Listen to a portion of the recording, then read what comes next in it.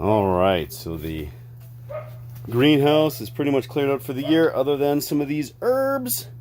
And I want to salvage them because we're already hitting mid-October. So it is time to go ahead and prep these up so that we can use them for the rest of the year. So I have in front of me here now a gigantic meat tub of these herbs.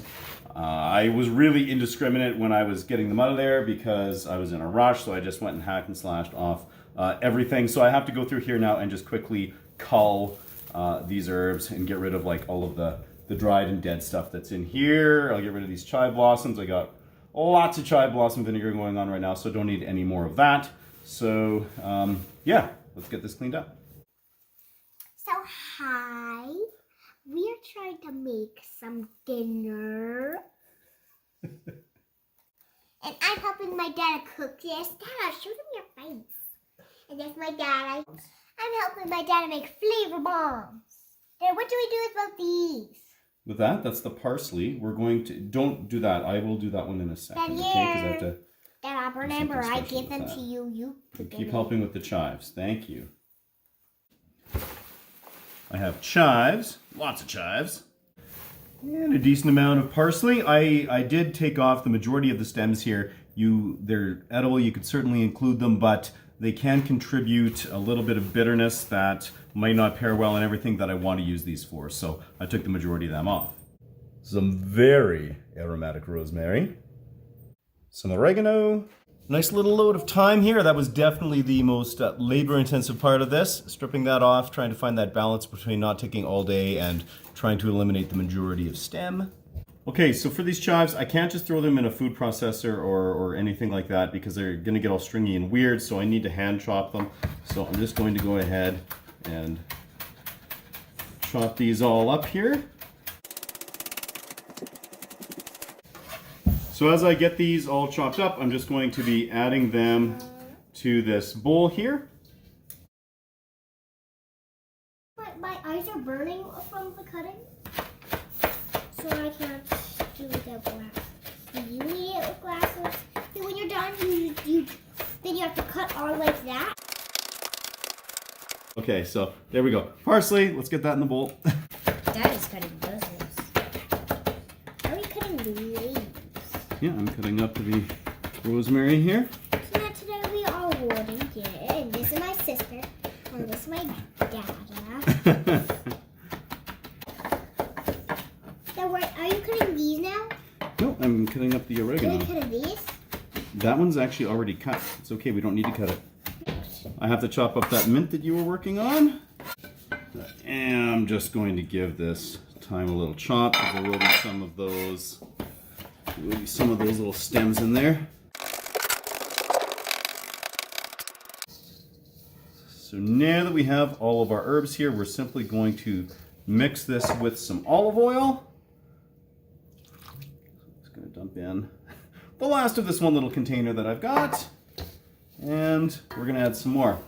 Actually, perhaps my lovely assistant that you can't see here can add some of that to this here. Just so I can mix. We don't need to salt this because oftentimes when you're making a sauce of some kind, you're already adding salt for starters, and then if you're using stock, particularly store-bought stock, it tends to be heavily salted to begin with, so we don't want to accidentally risk over salting what we're making. So I have no idea exactly how much olive oil we're putting in here, but we will keep adding until we hit the consistency we want.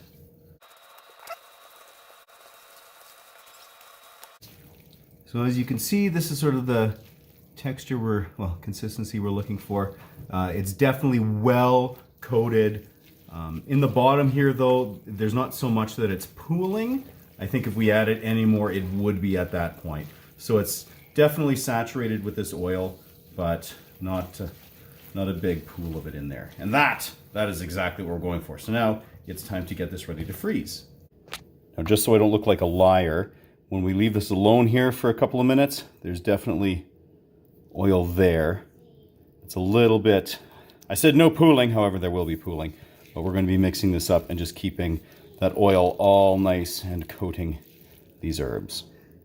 So there are definitely some options for how to freeze these. In the past, we've used ice cube trays, just large muffin tins. These mini muffin tins are what I'm using today. And I do like this. I think it's a really good size for the flavor bombs. And how I'm going to be filling them up, as you can see, is just using these tongs to go ahead and basically fill up the actual little tin, and then I'm going to spoon, once I have this down a little bit, I am going to spoon a little bit of oil over top of them.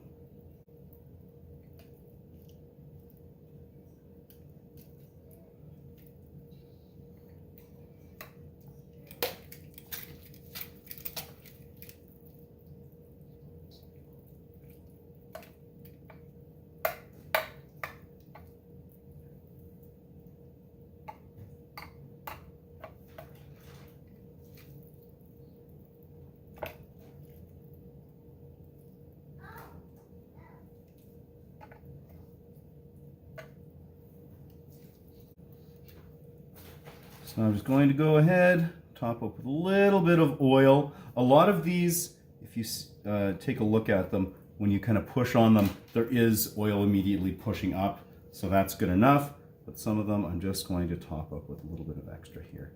And I want them to be reasonably compressed and packed in there, just to kind of help them hold together once they are frozen.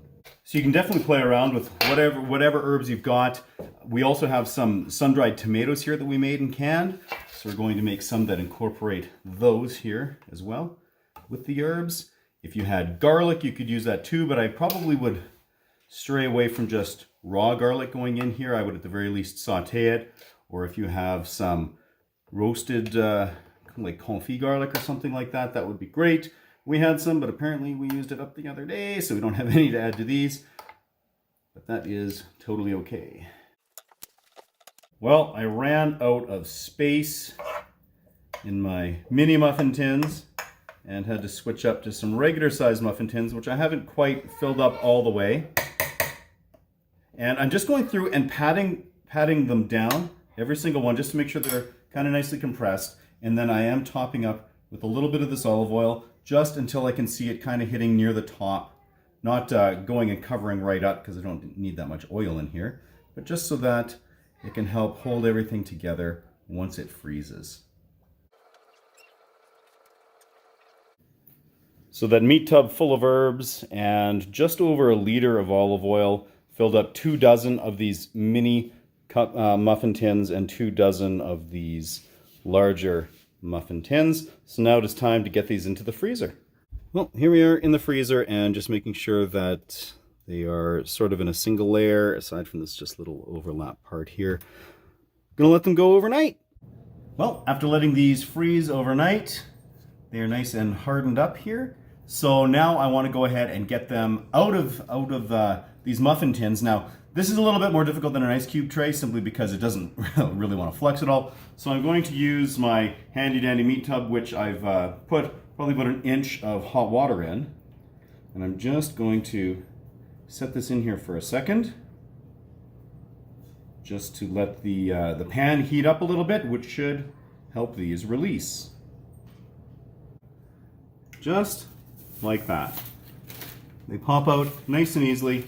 Now I'm going to go ahead and just place them into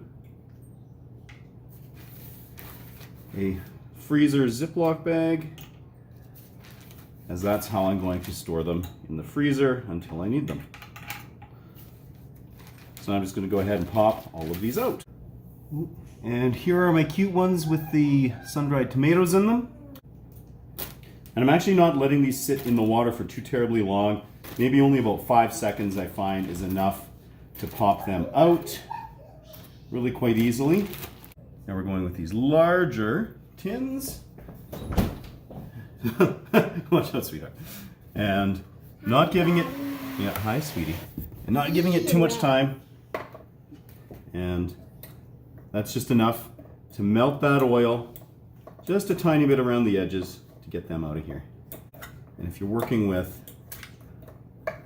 this many at a time, I find it's best just to pop them out here all at once with that fork, and we can get them into Dad, what are the the bag. These are our herb flavor bombs. Flavor bombs? Flavor bombs! Let me help you. No, I just don't want you to I'll get... wash my hands.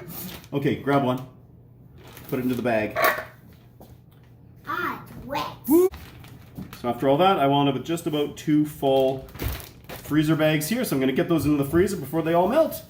So again, by taking those extra herbs that you've got that might otherwise go to waste, or you'll rush to use them up, this is a great way to take them, process them, have them in the freezer, good to go, great additions to any sort of sauces or to mix into butters, to do all kinds of stuff year round, and you have access to that. They're reasonably fresh as they're packed in that oil, super delicious. And just make sure any extra oil that's left in those pans, that you use those up cooking that day or whatever, don't let that go to waste. So yeah, until next time, keep it at 11.